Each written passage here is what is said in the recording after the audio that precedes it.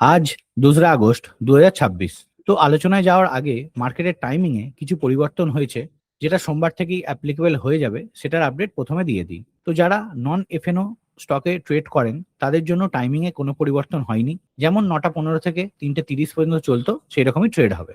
কিন্তু যারা এফএনও স্টকে এবং ইন্ডেক্সে কাজ করেন তাদের ক্ষেত্রেই মেজর পরিবর্তনটা হয়েছে। তো যে স্টক ক্যাশ এবং এফএনও তে ট্রেড হয় সেই সব স্টকের ক্ষেত্রে 3টে 15 পর্যন্ত ডেলিভারি ওঠানো যাবে এবং ট্রেডিং করা যাবে ক্যাশ সেগমেন্টে। কিন্তু সেই স্টকেই যদি অপশন বা ফিউচার ট্রেডিং করতে চান তাহলে সেটা টিল 3টে 40 পর্যন্ত করা যাবে। কিন্তু মাঝখানে 3টে 15 থেকে 3টে 30 পর্যন্ত পজ থাকবে ফর সিএস প্রাইস অ্যাডজাস্টমেন্ট। কিন্তু ওই সময়ের মধ্যে অর্ডার প্লেসও করা যাবে। শুনতে একটু কমপ্লিকেটেড মনে হচ্ছে, বাট সময়ের সাথে সাথে অ্যাডজাস্টমেন্ট হয়ে যাবে। কিন্তু যারা ইন্ট্রাডে ট্রেডিং করেন সবসময় চেষ্টা করবেন ম্যাক্সিমাম 3টে 5-এর মধ্যে পজিশনকে স্কোয়ার আপ করার, সেটা নন এফএনও বা এফএনও স্টক যাই হোক না কেন। তো এবার মার্কেটের আলোচনায় ফিরি। তো মার্কেটের জন্য গত সপ্তাহটা দুর্দান্ত ছিল।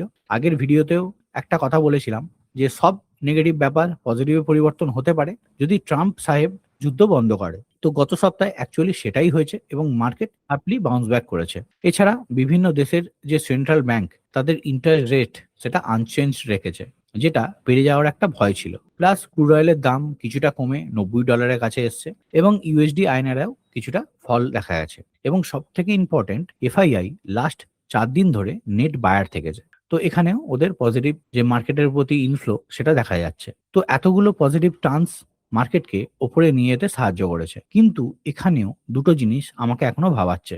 ফার্স্ট, নিফটি এখনো 24,600-র উপর ক্লোজ করেনি এবং বর্ডার মার্কেট কিন্তু চলেনি। মানে আমি নিফটি স্মল ক্যাপ 250 ইন্ডেক্সের কথা বলছি।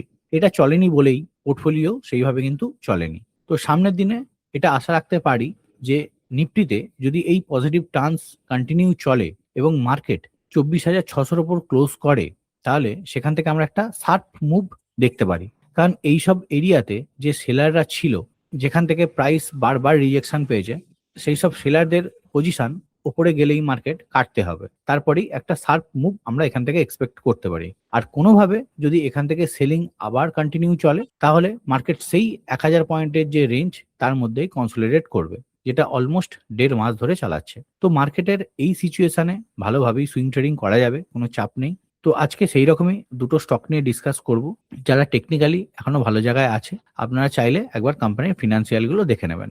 First company Ashok Leyland. তো এখানে ডেলি চার্ট ওপেন করা আছে। স্টকটা একটা ফলিং ওয়েজ প্যাটার্নের ব্রেকআউট দিয়েছে, প্লাস আদার যেসব মোমেন্টাম প্যারামিটার আছে সেটাও এই প্রাইস অ্যাকশনকে সাপোর্ট করছে। তা বলে এক্ষুনি এন্ট্রি হবে না।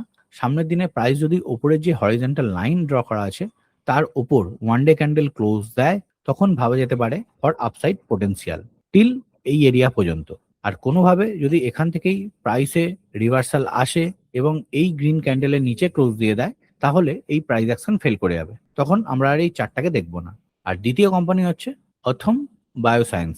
তো এখানেও ডেলি চার্ট ওপেন করা আছে। তো এখানেও স্টকটা একটা সিমেট্রিক্যাল ট্রায়াঙ্গেল প্যাটার্নের ব্রেকআউট দিয়েছে, প্লাস আদার মোমেন্টাম প্যারামিটার এই প্রাইস অ্যাকশনকে সাপোর্ট করছে। তো এই স্টকটাকে অবশ্যই এই লেভেলে ভাবা যেতে পারে ফর আপসাইড পোটেনশিয়াল। আর কোনো কারণে এখান থেকে যদি প্রাইসে রিজেকশন আসে বা কারেকশন আসে এবং নিচের যে ট্রেন লাইনটা আছে তার নিচে ক্লোজ দিয়ে দেয়, তাহলে এই প্রাইস অ্যাকশন ফেল করে যাবে, তখন আমরা আর এই চার্টটাকে দেখবো না। তো এখানে ডিসকাস করা দুটো কোম্পানি কোনো বাই বা সেল রেকমেন্ডেশন নয়, জাস্ট এডুকেশনাল পারপাস বলা যে প্যাটার্ন গুলো কিভাবে কাজ করে সেটাই বোঝানোর চেষ্টা করেছে। তো যে কোনো সিদ্ধান্ত নেওয়ার আগে নিজের যে ফিনান্সিয়াল অ্যাডভাইজার আছে তার সঙ্গে কথা বলেই সিদ্ধান্ত নেবেন। তো এখানেই আমার ছোট্ট ভিডিওটা এন্ড আপ করছি।